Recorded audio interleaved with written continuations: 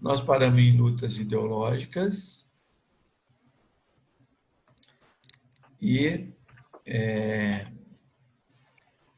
a principal e mais importante foi em relação ao governo, que o governo intervencionista, e tinha o pessoal que era a favor do liberalismo. Então, o Brasil viveu isso. Aí nós tivemos umas ondas, é o seguinte, ó, você já deve ter ouvido falar na história que o Juscelino Kubitschek, o presidente, ele foi conhecido como sendo aquele que desenvolveu o Brasil o equivalente a 50 anos em 5, porque ele pegou logo depois da guerra, que o Brasil estava cheio de dinheiro por causa da guerra, e ele conseguiu transformar tudo isso em investimento. Tem duas versões, uma de que ele era visionário e outra de que os aliados pressionaram o Brasil para investir para ajudar a reconstrução do mundo. Alguém está com o microfone aberto? Fecha, por favor. E, inclusive, teve pressão dos americanos para que o Brasil comprasse empresas que estavam fechando nos Estados Unidos devido ao gigantismo, que nós já estudamos lá em marketing. A década de 50, nos Estados Unidos, as empresas pós-guerra, algumas cresceram muito e outras não aguentaram a concorrência, iam fechar. E os americanos meio que pressionaram o Brasil para comprar essas empresas. Então, os 50 anos em 5 do Juscelino Kubitschek tem a ver com isso. Ele pegou o dinheiro do pós-guerra e investiu no crescimento da indústria brasileira. E isso também apoiado por aqueles que não queriam que a oligarquia agrária voltasse, que desde o início dos anos 30, os antecessores aí do Juscelino Kubitschek sofreram a pressão. Tem alguém com o microfone aberto? Em 60, houve um problema institucional no Brasil. O Jânio Quadros tinha como vice o João Goulart, e o Jânio Quadros tentando fazer mudanças estruturais no Brasil, porque ele tinha sido prefeito em São Paulo, o símbolo dele era uma vassoura, porque ele fazia limpezas, acabava com corrupção e tal. E quando o Jânio Quadros não conseguiu fazer as mudanças, ele deu uma cartada tentando ter apoio e não teve o apoio. Então ele renunciou. Então, ele não conseguia fazer mudanças, estava enraizado os problemas no Brasil. E ele vai e fala, então, ó, se vocês não vão me ajudar, eu vou sair. E ninguém fez nada e ele saiu mesmo. E o João Goulart assumiu, e o João Goulart tinha um viés muito forte de esquerda,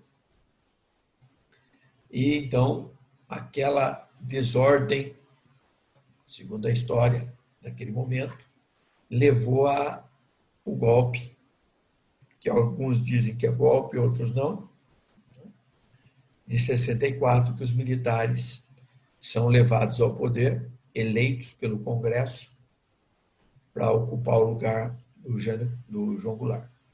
Certo? Então começa uma nova simbiose aí, ou mutualismo, não sei qual dos dois nomes que mais se encaixa, entre agora os militares no poder e a indústria. O militar precisava da indústria para manter o poder, assim como o Getúlio Vargas precisou dos militares que representava a classe média brasileira, para dar apoio para eles contra a oligarquia agrária na década de 30. O momento do golpe, então, sendo a indústria geradora de empregos e de riqueza, toda a sociedade era solidária em encontrar soluções para os seus problemas, que agora eram também de toda a sociedade.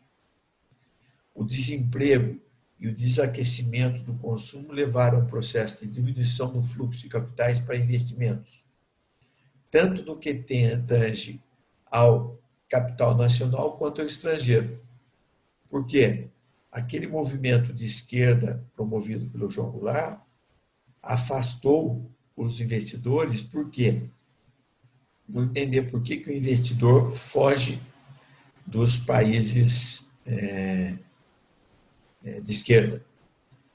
Porque uma das características do país de esquerda é a estatização das empresas.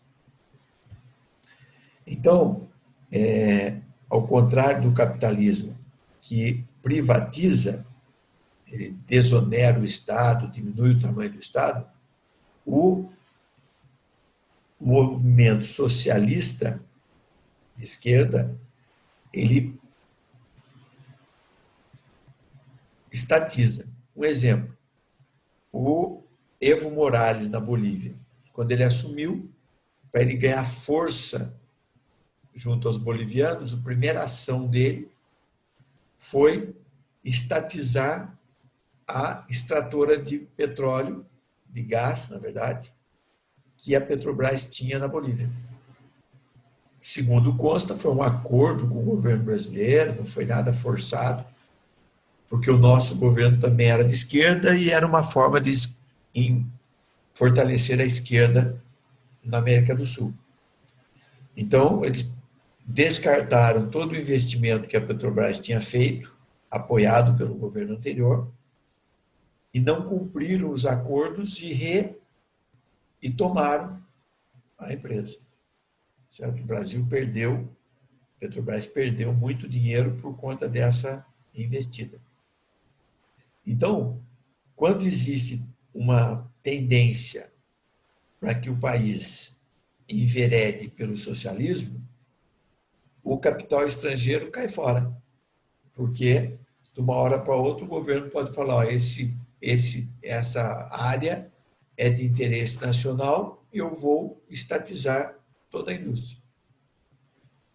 E dar a banana para quem colocou dinheiro. Então, quando existe esse movimento, os caras saem. E quando eles levam o capital embora, o país fica sem dinheiro. Cai o dinheiro disponível, acaba com os investimentos. Então, o Brasil, em 64, vivia essa situação. Né? Então, olha lá, tanto no que tange o capital nacional e estrangeiro. Porém, a indústria seria a primeira a sentir as ações protecionistas do governo, que precisava a todo custo reverter a situação. Então, quando os militares entraram, eles garantiram que a indústria ia ter apoio do governo sem estatizar. Né? Quem era estatal ficava, quem não era continuava do jeito que estava e o governo apoiava. Por exemplo, eu trabalhei, meu primeiro emprego como engenheiro foi na Engesa. A Engesa era uma empresa privada, só que era dita de importância nacional, de segurança nacional, porque ela fazia carros de combate. Então, apesar dela ser privada, o governo olhava de perto para ela. Tinha general que era diretor da empresa, pago pela empresa. Mas existia um relacionamento muito forte do governo com essa empresa, dado ela ser uma empresa considerada de segurança nacional. Assim como a Embraer, também por fazer aviões, né? Também era considerada de segurança nacional, CSN, Vale do Rio Doce, todos acabaram tendo várias vantagens no período militar, porque eram considerados estratégicos para o governo brasileiro. Então, a partir de 64, o Brasil vive uma outra ordem protecionista. Os anos 70, sob o regime do governo militar, consolida o orgulho por ter tirado o Brasil da crise. O Brasil estava em crise institucional, os militares tiraram o Brasil da crise, deram uma organizada no país. Promoveu o que foi conhecido como milagre brasileiro. Como o maior gerador de emprego que tem no mundo inteiro é a construção civil, o governo brasileiro investiu muito na construção civil.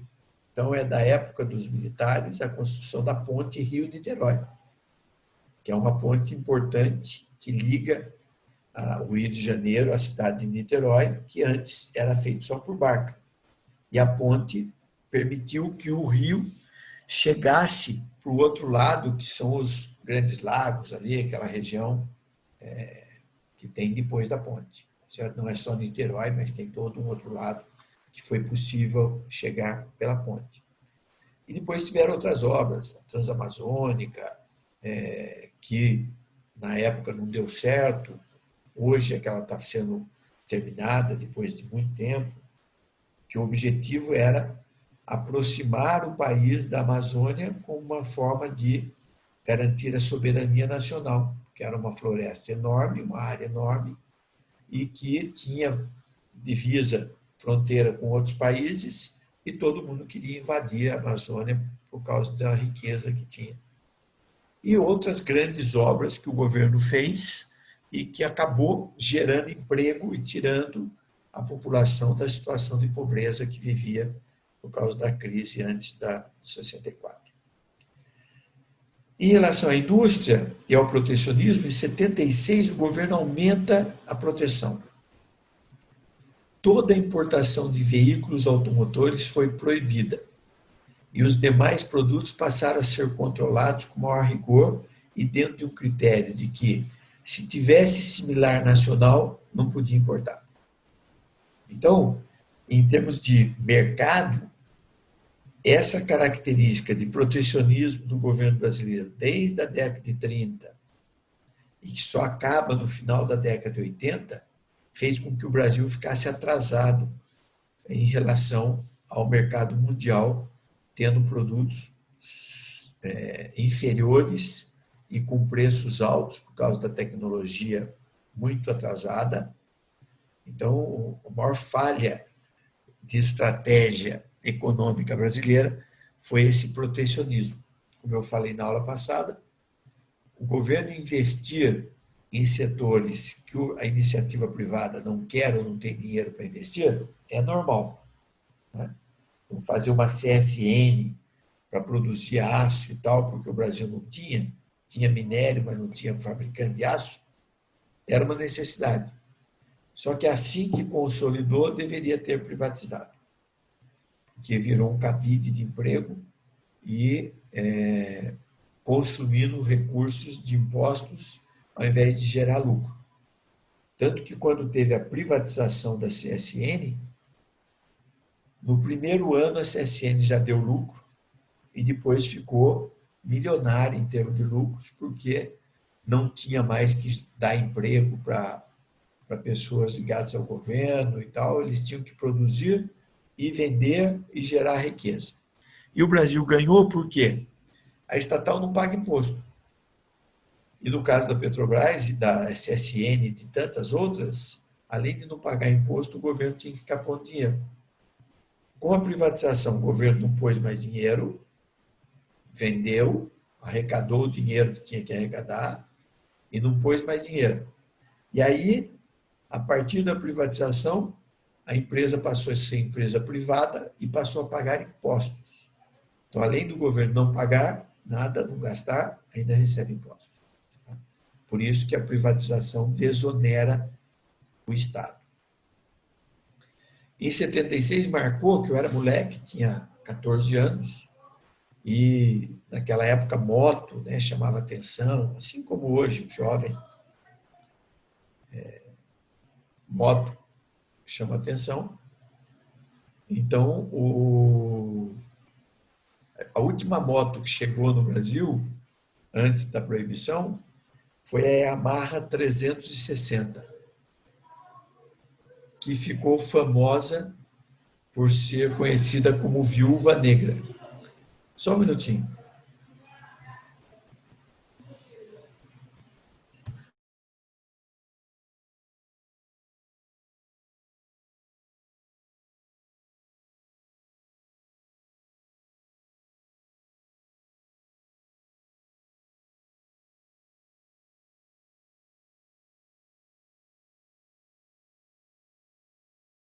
Desculpa aí, falaram comigo aqui. Então, ficou conhecida essa Yamaha 360 como a Viúva Negra. E na época, a gente não tinha tecnologia, nada, a gente não sabia o que podia acontecer para acabar com a Viúva Negra. Por quê? Porque ela tinha um torque muito grande, então quem não era um bom motociclista, ele ia andar com ela e qualquer acelerada que dava, ela empinava, porque ela era muito forte. Certo? E imagina, 360 era assim, imagina hoje uma moto 1000 e tanto, né? O que poderia acontecer. Só que a tecnologia evoluiu de tal forma que hoje tem sensores nas rodas e se uma roda estiver girando mais do que a outra, ou seja, se a roda de trás da moto estiver girando mais do que a da frente, é porque ela vai empinar. E aí o sensor diminui a aceleração da moto. Ele faz com que a aceleração seja gradativa para que ela ganhe velocidade sem dar tranco e empinar. Mas marcou meus 14 anos a Viúva Negra, porque ela matava muito motociclista por qualquer descontrole no acelerador, ela empinava e jogava o cara no chão, e dependendo da velocidade, ele morria. Certo? Então, o protecionismo do governo fechou para a importação de qualquer veículo automotor. Pressão de quem? Das 4 montadoras, uma alemã, uma italiana, uma americana, na verdade 2 americanas, a Ford e a GM, que pressionaram o governo, né, para que não entrasse produtos importados, porque elas eram as maiores geradoras de emprego no Brasil. Então, elas ameaçavam ir embora se o governo deixasse outros produtos entrarem. Certo? Então, nós sempre sofremos com essa pressão das multinacionais. As coisas não andavam bem, e daí, na década de 80, a crise do petróleo revelaria as fragilidades do governo, que baseava suas ações no desenvolvimento no endividamento externo. Então, todas aquelas obras que o governo construiu foi em cima de dívidas. Então, a dívida brasileira aumentou muito na época do governo militar. Nem a redemocratização, porque no final dos anos 80, o primeiro governo não militar do Tancredo Neves conseguiu tirar o país do processo inflacionário que interessava somente aos grandes proprietários, banqueiros e especuladores. Então, a gente só vai ver a mudança na década de 90, começa na virada de 80 para 90 com o Collor, mas ainda assim ele faz umas besteiras, congela salários, congela preços, confisca dinheiro da poupança, aí ele sai, fica o Sarney no lugar. Só com o Fernando Henrique, com o ministro Dilso Funaro, que ele consegue implantar um plano econômico que equilibra as contas do Brasil. Então, 2 verdades. Aqui é interessante.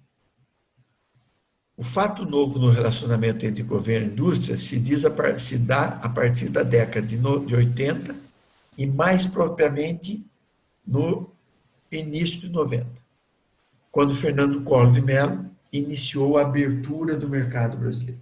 Então, olha só, nós vivemos 60 anos de mercado protecionista da indústria e antes disso nem tinha indústria. Em 90, Collor de Mello abre o mercado. Ele peita todos que eram contra a abertura e abre. Aí tem 2 verdades aí.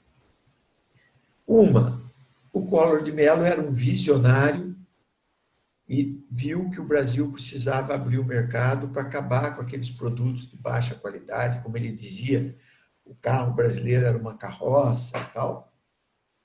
E abriu o mercado e, por conta disso, ele abriu o mercado geral, afetou grandes empresas dentre elas a própria Rede Globo, que ajudou a colocar ele no poder, e a Rede Globo patrocinou, junto com outras empresas, o chamado movimento Cara Pintada, que tirou o Collor de Mello do poder. A outra vertente é de que o Collor de Mello simplesmente foi quem estava no governo na época. Porque não foi ele que decidiu abrir o mercado brasileiro. O Brasil estava endividado com os bancos internacionais e houve pressão dos países desenvolvidos dizendo que o Brasil tinha 170 milhões de habitantes e um mercado que atendia só 10%, 17 milhões, com uma indústria ultrapassada e que, se o Brasil não abrisse o mercado, eles não refinanciariam a dívida do Brasil e o Brasil entrava em moratória. Mais ou menos como você está devendo para alguém, ele fala, ó, ou você deixa de gastar desenfreado, começa a trabalhar, ou senão vou declarar a sua falência e vou tomar tudo que é seu. Foi isso que aconteceu. Então, se perguntar para mim qual das duas eu acho, eu acredito, a segunda. Eu acho que o Collor de Mello simplesmente foi quem estava no governo na hora que o mercado internacional, com a globalização já, que era a abertura mundial, já a todo vapor, outra onda de desenvolvimento, de produtividade nos países desenvolvidos, produzindo mais e mais, precisando exportar, e o Brasil com a fronteira fechada, atendendo mal e porcamente 17 milhões dos 170 milhões de brasileiros. E aí, de qualquer forma, ele abriu, ou pela primeira hipótese, ou pela segunda. Abriu e, de repente, o brasileiro começou a ter produtos de qualidade, muito mais ofertas de produto, consequentemente, o preço dos produtos começou a cair, começou a dar possibilidade de outras camadas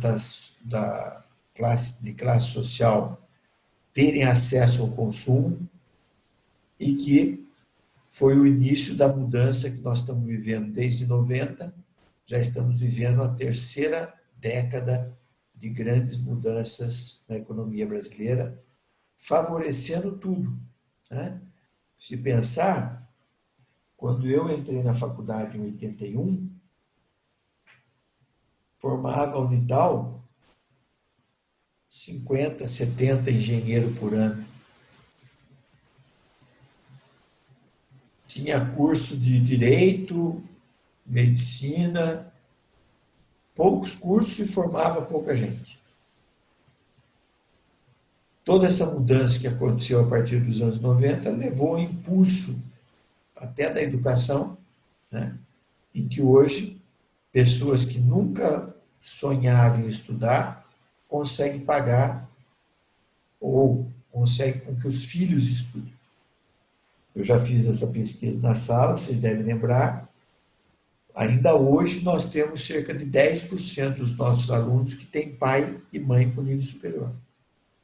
Ainda vivemos a transição dos nossos pais não terem estudado. E por causa de toda essa mudança que aconteceu nos últimos 30 anos, esses pais hoje vê os filhos tendo condição de estudar, coisa que eles não tiveram, né? Então são mudanças importantes, certo? Então, o Collor abriu o mercado e diminuiu a diferença. Já o governo do Fernando Henrique atuou desonerando o Estado. Então, ele privatizou muita coisa. Tá? Por conta do quê? Da globalização. Então, a globalização é uma nova realidade nas relações comerciais brasileiras, que começou a partir dos anos 90. Esse processo de derrubada das fronteiras comerciais, batizado de globalização, afetou diretamente aquelas empresas que se esconderam atrás da proteção da indústria. Então, o governo protegia a empresa não evoluía porque ela tinha um mercado cativo. Com a globalização, quebrou as fronteiras comerciais e essas empresas se viram enfrentando a concorrência de empresas muito mais avançadas de outros países. Eu acho que eu já devo ter citado para vocês que quando eu fui trabalhar na Papel Simão, que a Votorantim logo em seguida comprou, a Papel Simão era a quinta empresa de papel e celulose no Brasil. A Votorantim comprou e falou, ó, até 2009, 2005, a gente quer estar entre as 10 maiores empresas do Brasil, do mundo, e até 2010 queremos estar entre as 5 maiores. E precisamos investir, e vocês podem participar desse processo de mudança com a gente, ou vocês vão embora. E um gerente olhou para o outro e pensou, poxa, a gente tira água de pedra dessa fábrica, o que os caras querem que a gente faça mais? E aí os caras nos mandaram ver a realidade do mundo. Eu tive a oportunidade de ficar mais de um mês viajando pela Europa, outro mês pelos Estados Unidos, vendo tecnologias. Na Europa, por exemplo, numa viagem que eu fiz, um mês rodando 7, 8 países. Né? E vendo tecnologia. E daí eu entendi o que era produtividade na prática. Eu trabalhava numa fábrica que tinha 1.500 funcionários e produzia 300 toneladas de celulose, 500 de celulose e 300 de papel. Eu fui em várias fábricas, mas uma que chamou muita atenção foi uma em Portugal, que tinha 500 funcionários e produzia 3.000 toneladas de celulose e 3.000 toneladas de papel. 1/3 dos funcionários e produzia 6 vezes mais do que a gente produzia aqui. Quando eu faço a relação, 6 e 1/3, a produtividade dessa fábrica era 18 vezes maior do que a nossa. Consequentemente, a gente não conseguia competir com ela. Nosso preço era maior. E aí, a Votorantim investiu pesado em tecnologia e em 2009 ela se transformou na maior empresa de celulose do mundo. Um ano antes da previsão que ela queria ser a 5ª maior do mundo, entre as 5 maiores, em 2009 ela se transformou na maior.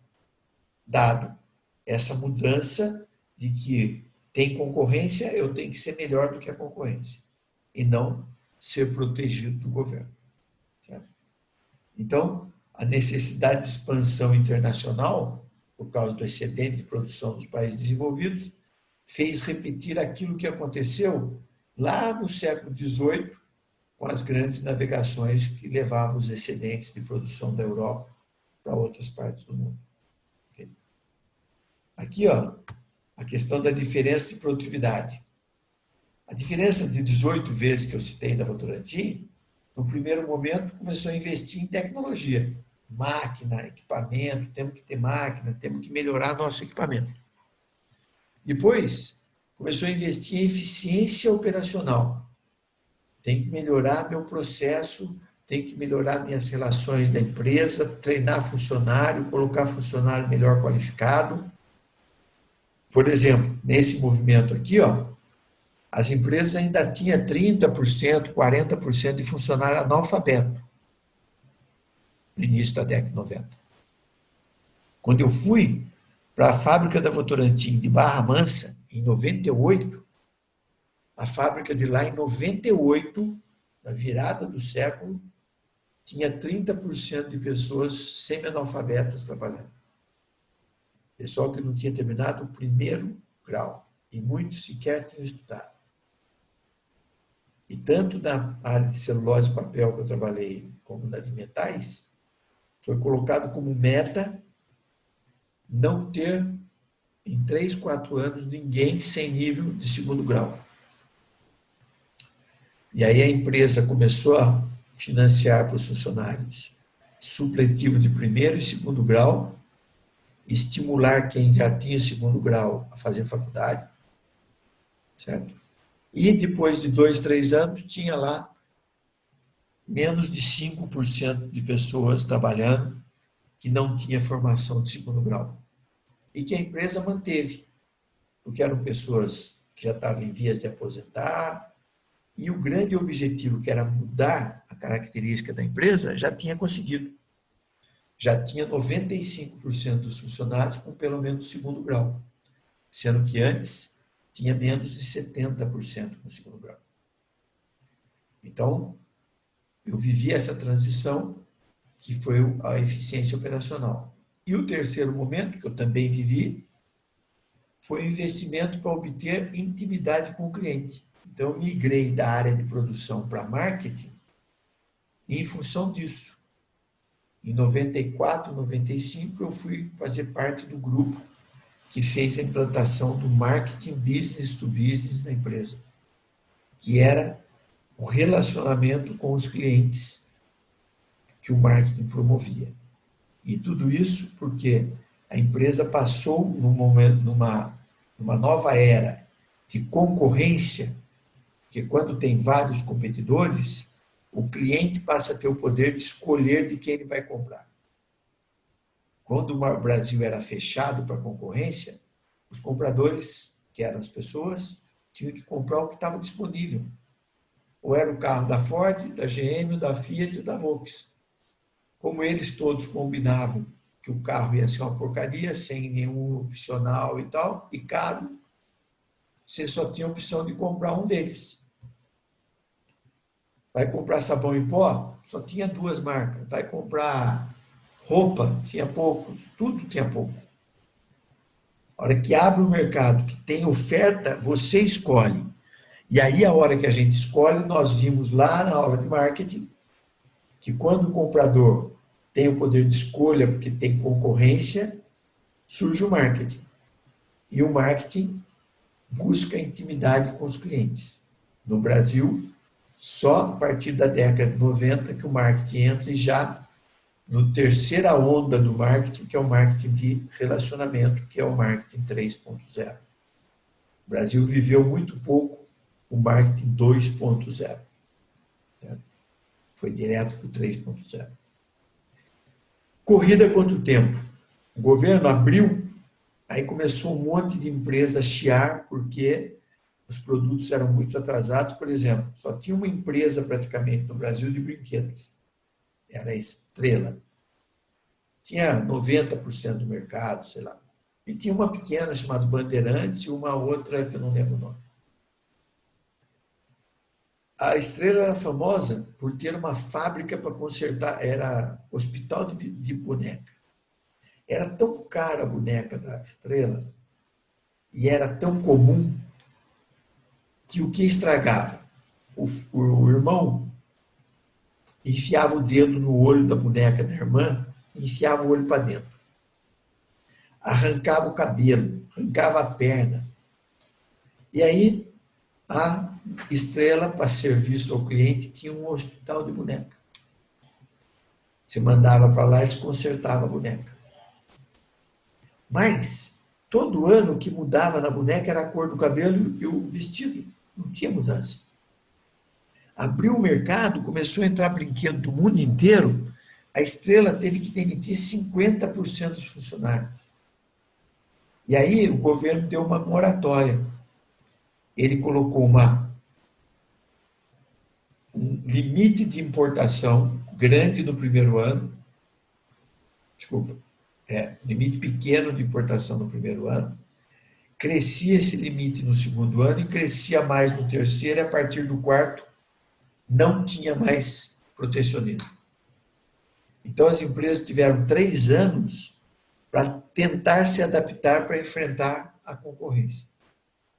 Não conseguiram, a maioria delas. Por exemplo, a Estrela, que tinha mais de 90% do mercado, se existir ainda hoje, tem menos de 5% do mercado. Então, vou tocar, depois a gente abre para perguntas. Então, corrida contra o tempo, tem que mudar rápido. A mudança sempre era a única certeza, porque a tecnologia estava evoluindo muito rápido, assim como continua hoje. E aquela visão de oportunismo para investimento, houve uma mudança para uma gestão sólida e consolidadora de investimentos, certo? Então, isso é um pouquinho da história da indústria no Brasil, e a indústria no sentido amplo, né? A produção brasileira, que sai lá da época da agricultura praticamente e entra na era tecnológica, certo? Nós vamos entrar no novo tema agora, que é sobre o trabalho humano, ok? Então, falar um pouquinho da história do trabalho, porque quando você for trabalhar, ser tanto funcionário como patrão ou empresário, nós vamos sofrer as influências desse passado aí da história do trabalho. Okay? Então vamos lá. Um pouquinho de história. Trabalho. Diferente dos animais, né? Nós nos adaptamos ao meio. O que nos diferencia de todos os outros animais vivos é que nós conseguimos modificar o meio para nós vivermos melhor. Né? É o único ser vivo que domina a natureza e ainda assim tem muitos problemas, mas domina o seu próprio destino. O animal irracional aí, né, é nesse sentido, porque você olha e fala, poxa, é uma delícia ter um cachorro, mas ele é dependente, certo? Ele não consegue transformar o meio para ele sobreviver e produzir e crescer e ter uma história. Não tem isso, só nós. Então nós nos adaptamos ao meio, atuamos sobre o meio, obtemos os recursos do nosso trabalho. Então, o trabalho é que permite a existência do homem. E aí o que nós vamos ver nos próximos slides tem muito a ver com o que nós vimos em aulas passadas, que a antiguidade, a Idade Média e tal, não valorizava o trabalho. Vamos ver na prática isso. O trabalho sempre fez parte da vida dos seres humanos. Foi através dele que as civilizações conseguiram se desenvolver e alcançar o nível atual. O trabalho é qualquer atividade física ou intelectual realizada pelo ser humano, cujo objetivo é fazer, transformar ou obter algo para a realização pessoal e desenvolvimento econômico. Sempre. Desde a idade da pedra, quando o homem aprendeu a controlar o fogo, quando aprendeu a fazer utensílios a partir do barro, quando aprendeu a manipular o ferro, foi o trabalho. Que o homem olhava a natureza e, diferente dos outros animais que ficavam à mercê da natureza, o homem era incapaz de ficar acomodado. Ele queria ter a possibilidade de dominar aquilo que tinha à volta dele.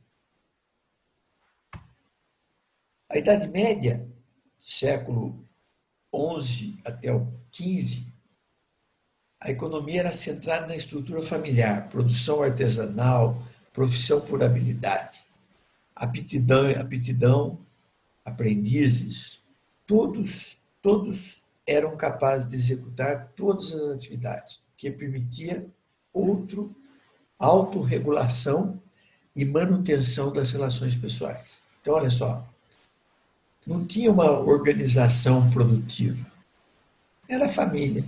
Um aprendia, passava para o outro, ia vivendo.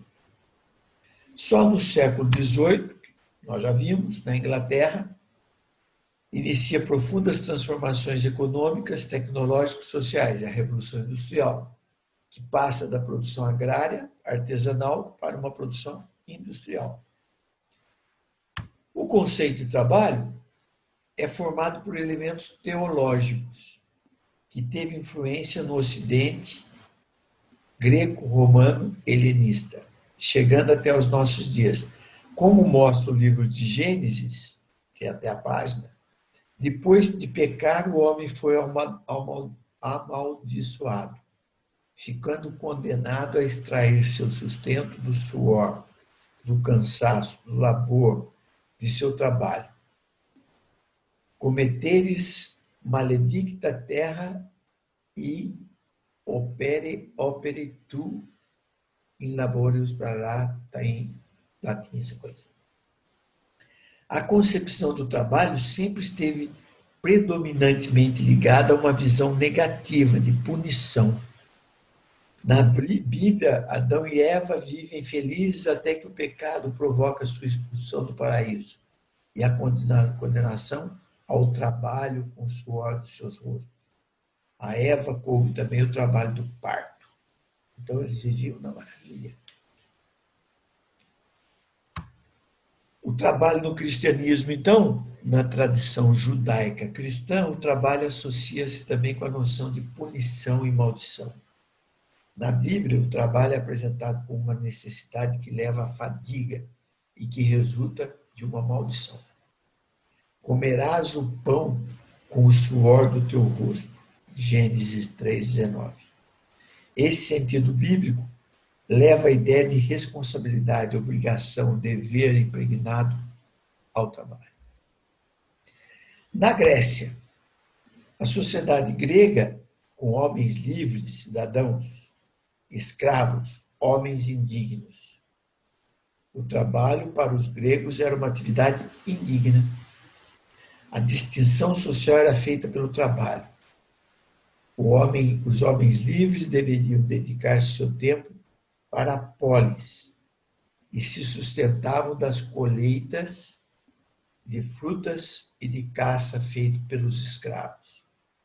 Os escravos produziam para os seus donos e para si próprios.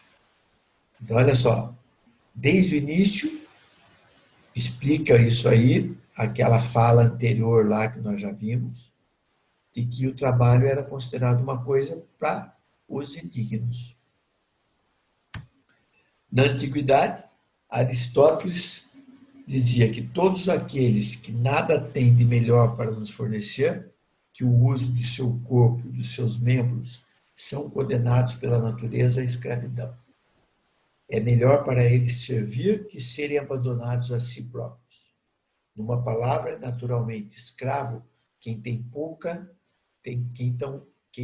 tão pouca alma e tão poucos meios que deve resolver-se a depender de outrem. Então, olha só, hoje, quando eu já falei algumas vezes que uma forma de escravidão é manter as pessoas ignorantes, por quê? Porque no mundo que hoje a tecnologia predomina, que o conhecimento diferencia as pessoas, quem não tem esses predicados se equipara, no passado, às pessoas que não tinham o que oferecer e que eram escravos. Então, uma escravidão diferente. A escravidão do baixo salário, a escravidão da baixa participação nas decisões, da ignorância, do viver um dia atrás do outro, deixando o destino nos levar para algum lado. Certo? Nós temos, já falei, 50% da população brasileira com renda familiar menos de R$1.000. Essas pessoas vivem um dia depois do outro de acordo com o que o meio oferece para ela. Ela não define o destino dela. Então, nós que temos a oportunidade de estar estudando, temos obrigação de definir o nosso futuro e de definir o futuro de quem nos cerca, estimular as pessoas a buscar, a estudar, a entender e trabalhar. Porque quem se esconde atrás do não trabalho está fadado à escravidão. Na cultura grega, cabiam aos cidadãos a organização e o comando da polis, a cidade. As funções dos escravos eram restritas à atividade inferior de transformação da natureza em um bem determinado pelas camadas superiores. Em Roma, permaneceu a divisão entre a arte de governar e o trabalho braçal, sendo o império fundado na escravidão. O trabalho braçal era visto como degradante e destinado aos povos dominados, tidos como seres inferiores. O Renascimento, que nós já vimos, momento de transição da Idade Média para a Idade Moderna, o trabalho dava seus primeiros passos para a valorização. A hegemonia dos preceitos católicos tem ganha críticas dos protestantes. O trabalho começou a adquirir um sentido religioso de vocação e serviço a Deus. Lembra que nós que temos uma religião mais voltada para o catolicismo, 70% dos brasileiros, nós somos criados para enxergar o trabalho como uma coisa secundária.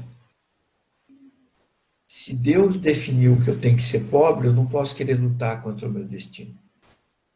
Já o protestante diz que não. Deus valoriza quem vence os obstáculos e quem atinge a riqueza. E para atingir a riqueza, você tem que trabalhar. Então, olha só, mudou o sentido religioso, mostrando que o trabalho está a serviço de Deus. Durante muito tempo, o trabalho era reservado aos destituídos. Era a pior humilhação para o nobre decaído. Saiu da nobreza, tinha que trabalhar. Isso era uma humilhação. As pessoas só aceitavam a condição de assalariado quando sua situação se degradava. O artesão arruinado, o agricultor expulso do campo, pobres sem posses. Com as mudanças advindas da época, o trabalho passou a ser concebido por alguns como um estímulo para o desenvolvimento do homem e não como obstáculo. O trabalho seria a expressão do homem e a expressão da personalidade do indivíduo. O homem se torna um criador de sua própria atividade, pode realizar qualquer coisa. O trabalho é a melhor maneira de preencher a vida. Então, muda a visão e, para sair da situação de primata do trabalhador braçal do campo, do operário, e chegar a ser o artista, teve uma evolução que passa pelas diversas etapas do trabalho. Já Marx, por exemplo, fala de exploração das pessoas. Essa exploração nos remete, logo que teve lá a Revolução Industrial na Inglaterra, o Marx escreve lá o Capital, que questiona a exploração do trabalho pelo empresário. Certo? Então ele diz que onde o trabalhador vende sua força de trabalho por um valor bem aquém daquilo que é produzido com esse trabalho, a diferença, ou seja, o que vale o mais é subtraído do trabalhador, passando à mão dos donos dos meios de produção. Esse é o conceito de mais-valia do Marx. Ele diz que quando você pega os trabalhadores e ele produz ganhando um valor e o empresário tem um lucro, isso é exploração. E nós já discutimos isso aqui, que é uma balela. Certo? Eu sou muito franco em dizer que é uma balela. Que todos têm o direito de ser empresário. Trabalha, guarda dinheiro e investe. Aí eu quero ver se vai dividir com os funcionários o dinheiro que recebeu, sendo que ele assumiu o risco de perder tudo e ter a obrigação de pagar todo mundo sem nenhuma folga. Certo? Nós já falamos sobre isso, não vou entrar mais nesse detalhe.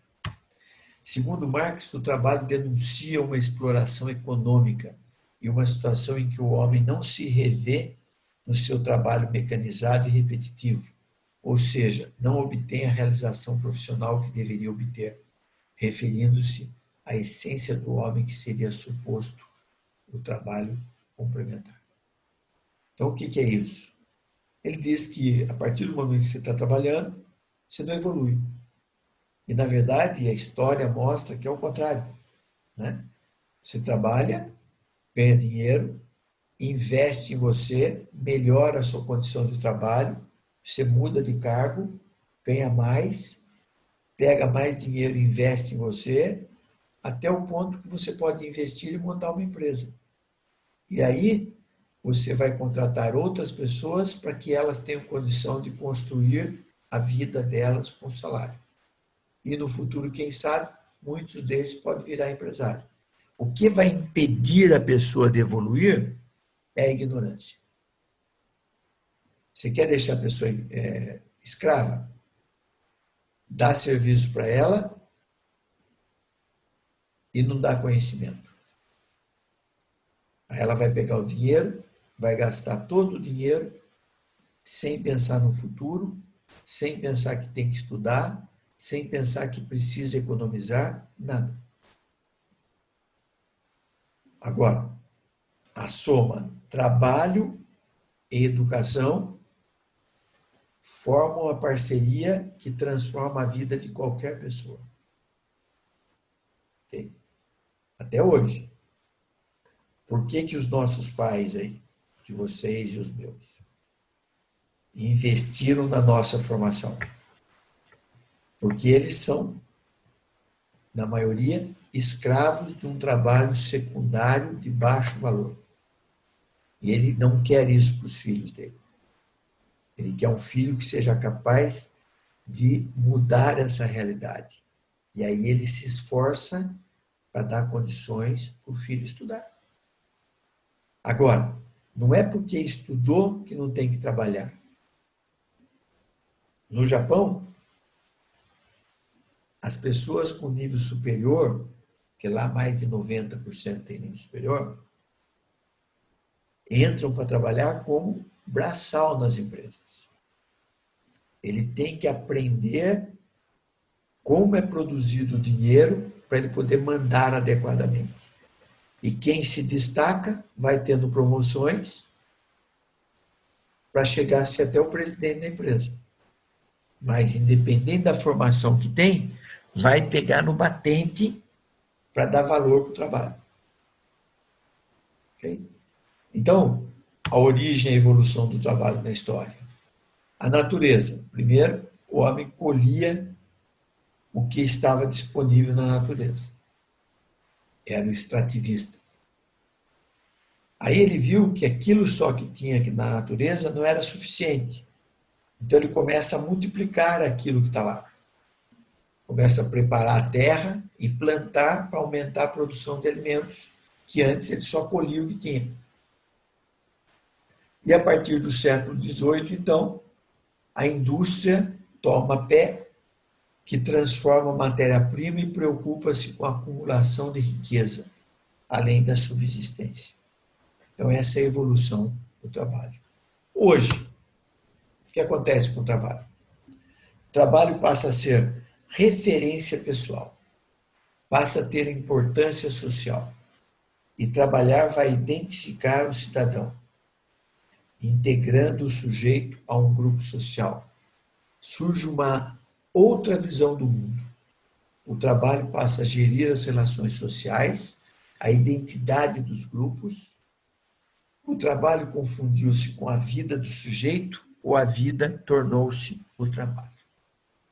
Então, hoje, difícil você se ver vivendo do extrativismo, vivendo do que a natureza oferece. Até os índios que tinham essa característica, hoje você vê que eles querem estudar, querem ter condições de transformar o meio dele, porque antes eles só caçavam e quando não tinha caça, ele passava fome. Ele quer ter condições de ter controle sobre o meio. Na Idade Contemporânea, século XX, as descobertas de formas de energia que são exploradas pelo homem, o surgimento da classe proletária o uso de máquinas na produção, o trabalhador tem que se especializar cada vez mais. O trabalhador passou a trabalhar junto com as máquinas. A máquina passou a ser algo a serviço das pessoas.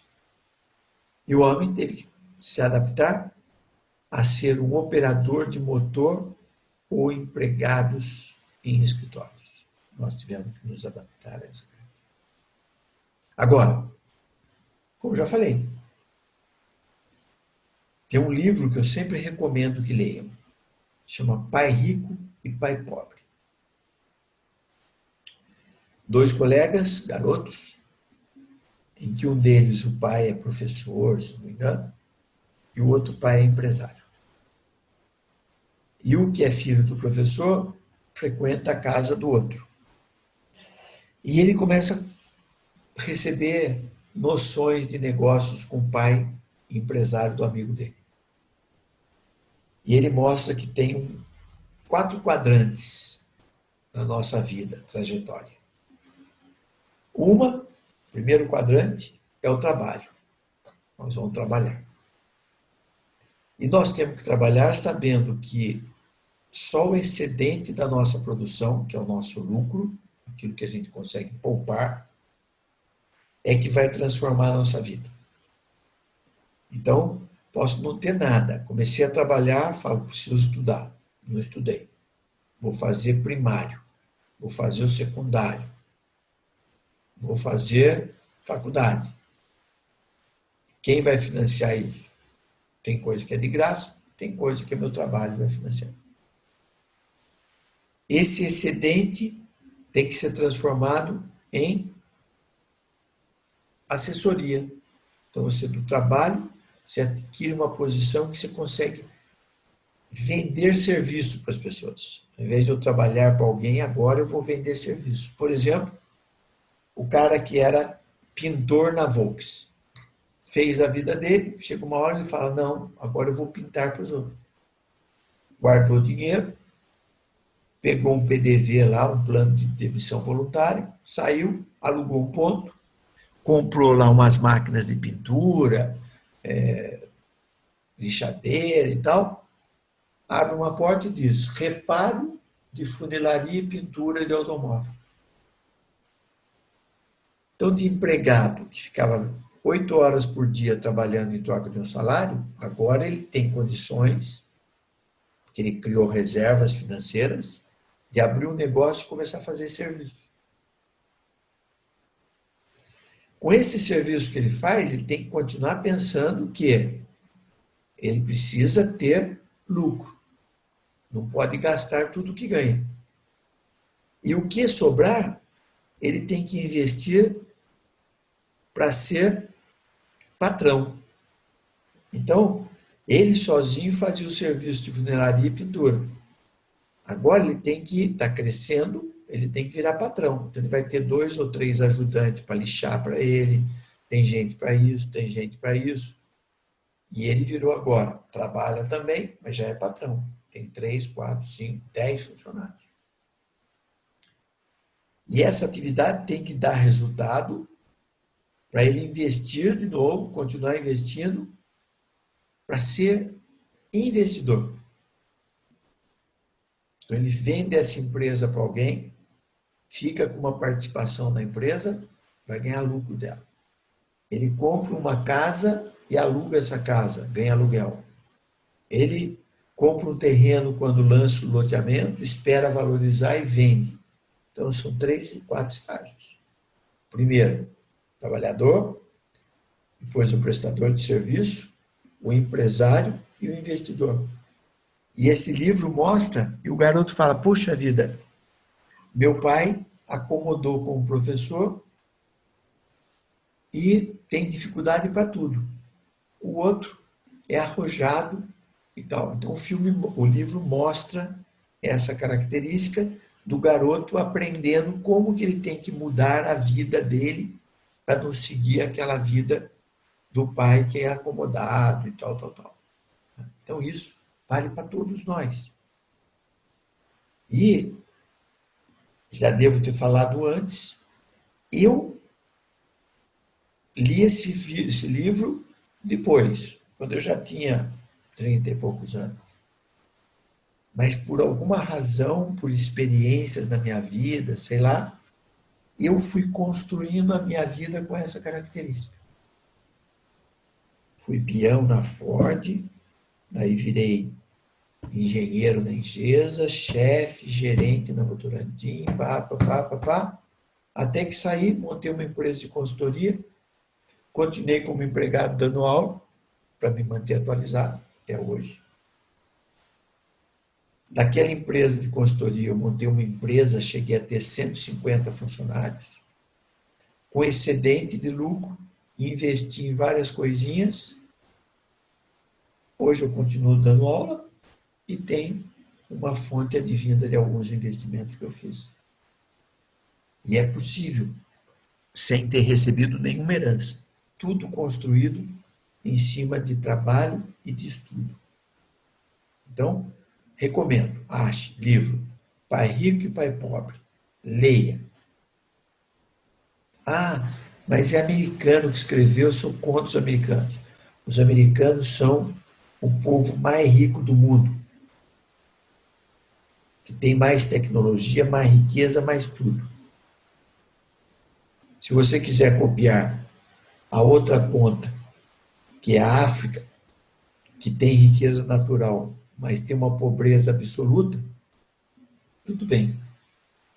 Quiser copiar os países socialistas, que definem o que você pode comer, o que você pode ter, o que você pode fazer, também tudo bem. Eu sou de prosperidade. Prosperidade eu vejo nos Estados Unidos. Certo? Não gosto muito do americano, já fui algumas vezes para lá. Ultimamente, as últimas que eu fui só para ir na Disney, para brincar lá alguns dias nos brinquedos. Mas para passear, efetivamente, eu gosto da Europa, que é muito mais cultura e tal. Mas em termos de enriquecimento, eu prefiro me basear na forma de ser dos americanos. Okay? Novas exigências do mundo de trabalho. Então, está desaparecendo a cada dia os postos de trabalho, enquanto surgem outros. As empresas passam por enxugamento de pessoal, né, utilizando trabalhadores eventuais e terceirizações. Flexibilidade nas relações de trabalho, então aquele CLT, com salário, com direitos e tal, a tendência é acabar. No resto do mundo desenvolvido já são contratos de trabalho, você assina o contrato e tá bom, não tá, tchau. É quase que empresa já. Individualização do contrato de trabalho, isso que eu falei, modelo da competência baseado em atributos pessoais do trabalhador. Então, mudanças que estão acontecendo no trabalho e que a gente tem que entender e nos adaptar. Tem uma saída? Tem. Como eu já falei, se gostar do socialismo, vai morar lá. Aí vai viver lá. Não pode ser crítico do que a gente vive hoje e daí dar entrevista morando em Paris, morando nos Estados Unidos mesmo, morando no lugar que tem riqueza, né? E não foi morar onde ele está defendendo que deveria ser o Brasil também, certo? A gente vê artistas aí que mete o pau, aí você vai ver, mora em Miami, Estados Unidos, berço do poder capitalista do mundo. Né? Nós não podemos ser hipócritas. Né? Se gosta, então vai viver lá onde você defende. As novas competências. Espírito de equipe. A necessidade do trabalho em equipe e a identificação com os objetivos da empresa. Olha que legal, novas competências. Mas nós vimos que o Fayol, no início do século XX, escreveu os 14 princípios dele, e se vocês olharem no caderno de vocês, espírito de equipe era o último, se não me engano. Responsabilidade está lá nos 14 princípios do Fayol. Esforço de fazer cumprir o compromisso assumido com a empresa. Autonomia. Capacidade do trabalhador de se antecipar aos comandos da chefia e agregar voluntariamente, que lá está como iniciativa. Aqui aparece iniciativa também, disposição de assumir e desenvolver o trabalho de forma espontânea e rápida, sem precisar de alguém mandando. Apareceu a capacidade de comunicação que não está lá, beleza. Requerida por exigência da responsabilização grupal pela produção, de maneira a facilitar a troca de ideias e opiniões sobre o assunto, em busca de consenso. Flexibilidade, nova, desculpa, pulei, constitui-se em uma reatualização de valores sobre a ótica empresarial. É a capacidade do trabalhador de mudar hábitos arraigados. Então, me adaptar ao meio. A mudança é uma constante, eu tenho que conseguir me adaptar a ela. Cooperação está lá. Disposição de trabalhar eficazmente com outras pessoas em um grupo. Prontidão de oferecer espontaneamente ajuda aos outros sem tirar proveito da situação. Interesse e atenção, definidos como a vontade de dirigir os sentidos para situações de aprendizagem ou trabalho durante certo período. Refere-se ainda à valorização da aprendizagem no trabalho pelo operário.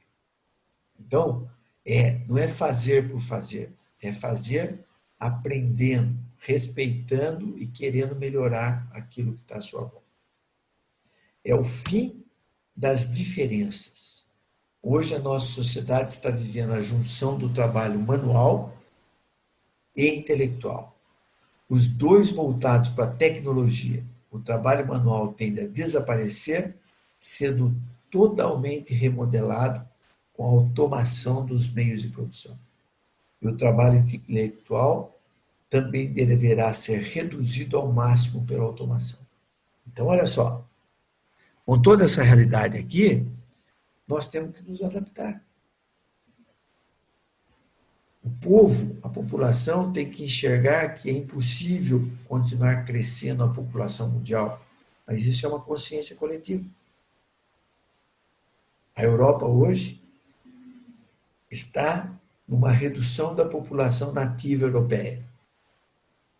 Só que está crescendo a população de imigrante, aquele que não tem condição de viver nos seus próprios países, e estão chegando na Europa e ocupando espaço. E daqui a pouco está igual aos Estados Unidos. Hoje a população negra e latino-americana é maior do que a população original, que foi aquela que veio da Inglaterra, da Irlanda, da Escócia para os Estados Unidos, na época do descobrimento da América. Certo? Então, essa é a nossa realidade. Em termos de teoria, o trabalho humano ele é definido como esforço dirigido para um determinado fim. E ele pode ser um trabalho individual ou em grupo. Então, eu vou entender o trabalho individual. O que é o trabalho individual? É a minha capacidade de produzir. E do lado de quem está gerindo, porque quando eu ensino isso para vocês, eu ensino que você, como indivíduo, tem responsabilidades de estar se desenvolvendo, tem responsabilidade de produzir em troca do salário que está recebendo, tem obrigação de buscar melhorar a vida. E é o seguinte, já aprendi tudo o que tinha que aprender. Acho que eu tenho maior valor do que aquele que me pagam. Eu tenho a obrigação de buscar um lugar que me valorize melhor e sair da onde eu já não estou mais satisfeito. Por quê? Se eu fico insatisfeito, eu não vou entregar trabalho proporcional àquilo que eu recebo. Então, se você não fizer isso, cedo ou tarde, a empresa vai ver que você não está produzindo e vai te mandar embora. Aí você sai bravo. Trabalhei tanto, fui mandado embora. Se você estivesse trabalhando tanto, produzindo com satisfação e tal, a empresa não mandava você embora, promovia você. Se ela chegou a mandar embora, sem ser por uma crise, por algum problema, é porque você estava insatisfeito, não estava mais disposto a entregar tudo que você podia para a empresa em troca do salário. E aí, quando você sai, muitas vezes, você descobre que, pô, era feliz e não sabia. Vai procurar outro emprego, não arruma, não tem vaga, não tem oferta de emprego. Ou quando acha, as condições de trabalho são piores do que você tinha. Aí quando você sai, que você reclamava, só recebi R$ 2.000, só R$ 1.000. Só que por trás tinha plano de saúde, depósito de fundo de garantia, INSS para aposentadoria, tudo que a empresa estava pagando que você não recebia. Que a empresa estava pagando em cargos governamentais. Quando você sai, de cara o seu plano de saúde foi para o beleléu. Agora é fila do SUS. Daí você descobre o quanto era importante o plano de saúde que você tinha na empresa. Aí você retira o fundo de garantia e tal, vive um tempo com o dinheiro que estava lá no fundo de garantia, verbas rescisórias, bobeia, adia procurar outro emprego, não consegue arrumar, acabou o dinheiro, daqui a pouco você está pedindo ajuda para a família, para sustentar a sua vida, porque você não arruma outro emprego. Aí você vai procurar emprego, até tem, mas sua qualificação não é compatível com o que as pessoas estão querendo. Você ficou parado no tempo, não estudou, não evoluiu, e aí ninguém mais quer contratar você. Aí isso aí é tão normal hoje em dia que o governo tem criado planos para desenvolvimento de trabalhador. Então tem curso no Senai, tem curso na prefeitura, tem curso não sei de onde, para tentar ensinar algum ofício para o pessoal que ficou acomodado e não estudou. Né? Porque ninguém quer contratar mais. Então, eu estou falando tudo isso porque eu falava isso para os meus funcionários.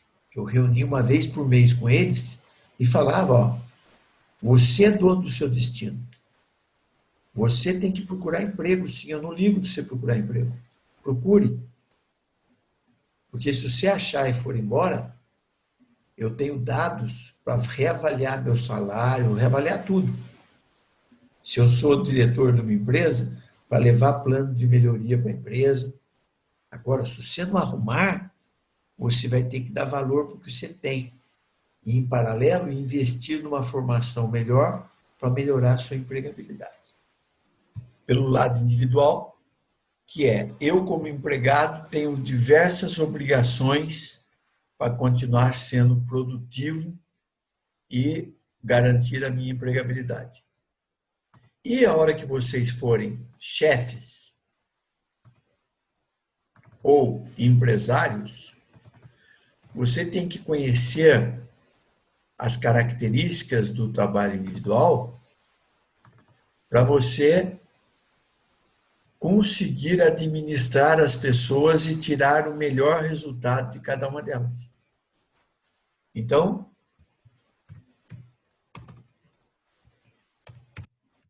só um minutinho, estou escrevendo um negocinho aqui. Pronto. Então, do lado do empregado, você tem que saber o que espera de você. E do lado do chefe ou do patrão, você tem que conhecer o indivíduo para tirar o melhor desse indivíduo. E dentro dessa linha, o trabalho individual é dividido em dois aspectos. O aspecto técnico do trabalho, que é o trabalhador tem que trabalhar com produtividade, racionalizando o trabalho. Então, começando lá com Taylor e ampliada por Gilbert, foi introduzida com o objetivo de evitar movimentos inúteis e executar tarefas de forma econômica sem desgaste excessivo do indivíduo. Esse estudo envolve o corpo humano, o layout, arranjo físico e o uso correto do instrumental. Então, por exemplo, nós começamos a ter muita gente trabalhando em computador com LER, doença do trabalho repetitivo. E aí foram ver que estava associado a um monte de problema. Por exemplo, eu não uso mouse. Porque o mouse, eu uso direto o touch aqui do computador. É mais difícil? É.